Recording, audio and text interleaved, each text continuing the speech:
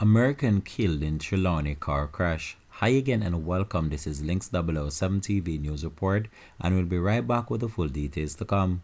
Welcome to Links 007 TV News Report, providing you with the best in local and international news updates. This is a place where you can get the most reliable and informative news information. Links 007 TV News Report.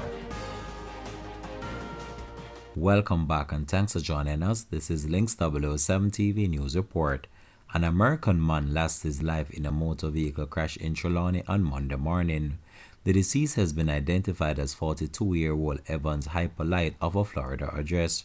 Reports are that around 3:30 a.m., the driver of a Toyota Probox motor car was proceeding westward along the Carey Park Main Road when, upon reaching in the vicinity of the Carey Park Crossroad, it is alleged that the driver lost control of the vehicle while negotiating a corner and slammed into a bus stop.